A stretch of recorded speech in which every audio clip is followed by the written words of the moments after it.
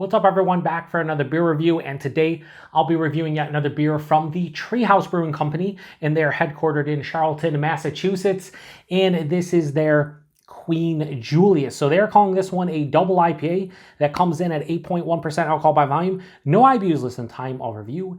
And this can is approximately 1 month old. I want to give a huge thanks and shout out once again to a very good friend of mine and viewer of the channel, Steven, for hooking me up with this one. So in the description box, I will post a link to the beer haul video I did that contains all the goodies that Steven hooked me up with. And he hooked me up with quite a few Treehouse beers. And this is another, and it's Queen Julius. So I've reviewed on the channel Julius. I've reviewed King Julius. I've reviewed Emperor Julius. I think my favorite of the bunch, probably King Julius. Although I have reviewed King Creamsicle, which is King Julius aged on vanilla beans, is probably my favorite hop-forward beer from Treehouse of all time. So if we throw that in the mix, that is my favorite. But this is Queen Julius. So on the back here, they say Queen Julius is an American Double IPA brewed with a novel blend of hops, resulting in an immensely juicy beverage. The addition of classic American hops brings about whispers of sweet floral character that melds perfectly with the celebrated base beer. Then they have more taste notes, which I will not read. And it says at the end here, a portion of the proceeds from each batch of the Queen will be donated to the National Breast Cancer Foundation. Thank you for drinking and thank you for contributing. Enjoy and be well. So that's awesome. I think the first batch of this was released in October, which is National Breast Cancer Awareness Month. So that's awesome. Love the label, love everything about it. Yeah, so the only tasting note I read was, the sweet floral character. So if they're adding that to King Julius, then I'm into it. But King Julius is delicious. Julius is delicious. Yeah, I'm thinking this one's going to be pretty good. We'll see. Do something like that. Leave a little room to get my schnoz in there. And we'll put this. Oh, man, I smell it, and it smells fucking dynamite right off the top. Wow. So what does this look like? Well, it looks like I spilled some down the side of the glass, so I'm an idiot. Yeah, it has a really deep, sticky, I'm going to say sticky, juicy kind of like innards of, I don't know, like a mango. Like it has a real deep orange color. It just looks beautiful in the glass. On camera, it's going to be way dulled out, but in person, it looks fantastic. Very hazy, turbid, murky. Has about 1.5 fingers of a creamy looking off-white head. Looks beautiful. Let's get a nose. Yep. Yep. I don't know what it is about the Julius line, but it just, the aroma is fucking dynamite. There is a lot of honeydew melon in general, cantaloupe, honeydew, papaya, mango, creamy, fleshy, like over-ripened versions of those fruits. Little bit of like a tangerine or orange, a touch of like a peppery mango skin. I've mentioned that before.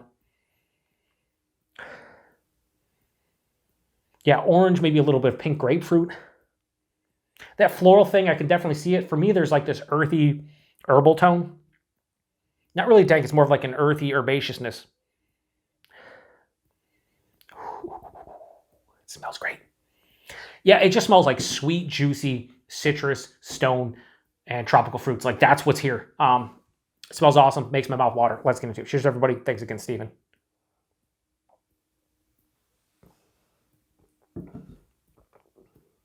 Man, oh, holy fuck. Okay. Let me go back in for one more sip. They always say 2 sips. Because I think non-adjunct laden Julius's, if you just take them out of the equation, like King Creamsicle, this might be my favorite.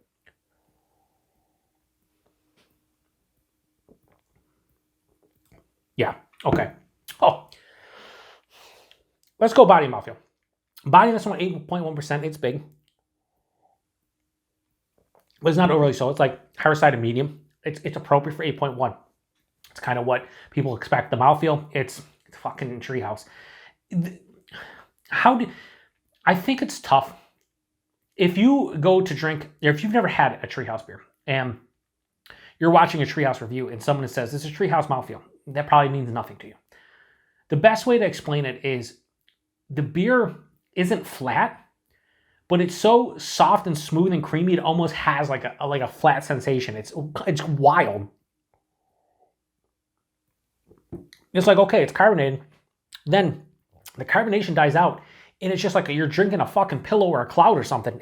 They're awesome. The mouthfeels of Treehouse are typically fantastic. It's one of the things they're known for. And unless you experience for yourself, it's hard to kind of explain to you. Now, if you've had like a Hop Butcher beer or an other half, like one of their oat cream beers, somebody like that, even a Feigen's beer, you kind of get the gist of what a Treehouse mouthfeel is. If you haven't, it's tough to explain, but yeah, it's just so soft, smooth, and creamy. It's crazy.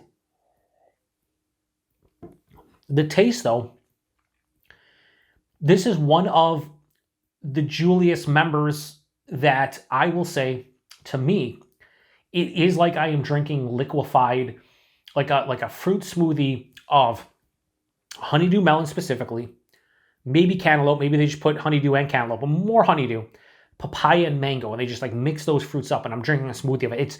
It's those three fruits specifically that I'm getting. Sweet, sticky, overripened, creamy fruits of that nature. There's underlying citrus tones, sweeter orange, maybe a tangelo.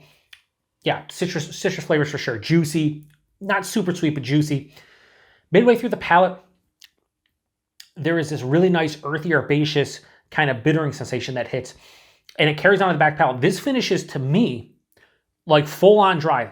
And there's a little bit, here's what I'll say. Here's one negative from this beer. There's a little bit of alcohol astringency on the palate, which I don't think I've really said about mini Treehouse, but there's a little bit of an astringency on the palate of alcohol. This has a mild bitterness, but more full-on dry, astringent alcohol slightly. But it stops the beer from being too sweet. It still leans a little bit to the sweet side, but that dryness is really starting to ramp up a lot. And it's going from back to front with the dryness, so it's starting to envelop my entire tongue. So I can sit here for 30 seconds, not take another sip, but then my tongue dries out and I'm like, okay, I need another one. I didn't think this was going to be the case, but I think as far as like regular Julius's go, non-adjunct Julius, King Julius, you know, the Julius's with 3 J's and 3 S's, Emperor Julius, the whole nine, Julie-ish, which is the pale ale version that I drank. This might be my favorite. I think I enjoy this more than King Julius. Probably, so I haven't reviewed Julius with 3 J's and 3 S's, and I think they refer to him as like Stuttering Julius. I haven't reviewed Stuttering King Julius on my channel, but a good friend of mine, a fellow beer tuber, Matt over at Massive Beer Reviews, I think it was like 3 years ago, I was over at his place for 2019 Beer Tour Palooza. We reviewed that one, and that was better than this. So was the Stuttering Julius. But as far as the ones I reviewed on my channel, this is probably my favorite. Yeah, it's my favorite. I think I'm going to be in the minority. I would take this over King Julius, and I would take this over Emperor Julius. Not by a lot, but I think I would take it over those two beers. I'm somebody who loves honeydew melon, and I absolutely adore papaya. Cantaloupe I do not like, so I'm getting a little bit of cantaloupe, probably stopping from me just going apeshit about it. But the melon plus papaya plus mango is just making it for me, and it's fucking awesome. So let me take one more sip, and then we'll lock in a rating here. Yeah, Queen Julius, Treehouse. I have no problems giving that a low 4.75 and go 4.65. I think I gave Emperor Julius like a 4.5, 4.6. Same thing with King Julius. Maybe I want higher. You know what? I don't know. I'm talking out my ass. I didn't look at the other reviews. This is just up there with those beers, and I didn't think it would be as good, but it is. And I have not much more to say about it. They said sweet, right? Sweet floral character. I got more of like a dank or like an earthy herbaceousness as opposed to floral, but I don't have a great palate. Let's read the tasting notes here, and then we'll go on price availability and finish it up. It says, the Queen pours a turbid orange color, yes, in the glass and carries easily distinguished notes of ripe cantaloupe, for sure. Juicy citrus. Yeah, like I said, it's more of like a juicy, like orange and tangelo and whatnot. Gooey papaya. Yes. Yeah. And sweet honey. You know what? I didn't say honey, but I could see that. Wow. So I'll say this. It's the first time in a while that I am pretty much on board with everything Treehouse said about a beer in the tasting notes. A lot of times I forget to read them, but more often than not after it, I'll be like, this, oh, okay, I maybe got one or two. Like I got pretty much everything here other than the honey, and I see exactly where they're coming from. There's a nice honey character on this. Like it's not like super mouthful, but, and it's funny, I should have put 2 and 2 together. There's a lot of reviews going back maybe 2 or 3 years ago on the channel where I would say like a honey drizzled honeydew or honey drizzled cantaloupe. That's what I'm getting here, and I didn't say it. Why? Because I'm not great at this. I try to remember what I can. My tasting notes are limited because my vocabulary is limited, and so is this channel. But no, seriously, The sweet honey is definitely here, like a honey drizzled like melon. Yeah. Man, this is really good. 4.65 out of 5 all day long. Glow Force on 5. Price and availability, I have no idea. I really don't. My expectation of the price point of this one would be $20 4-pack, like 2020, like $20.20 a 4-pack, like a lot of their other beers. I'd have no problems paying that. I'd probably pay like $22 4-pack for this easily. Great beer. And availability, you have to go to Tree House to get their stuff. They have 4 or 5 locations, most of them in Massachusetts, I believe one in Connecticut, and yeah, or you got to know great friends like Steven, the FLX guys, Dan and Mike. They've hooked me up with a lot of Treehouse. Steven, I cannot thank you enough for this one. Yeah, this is, of the last batch he gave me and the stuff I had from Dan and Mike, this is my favorite. And I think I gave it the highest rating of everything. I think. I don't know, I'm fucking old. It's definitely up there, though.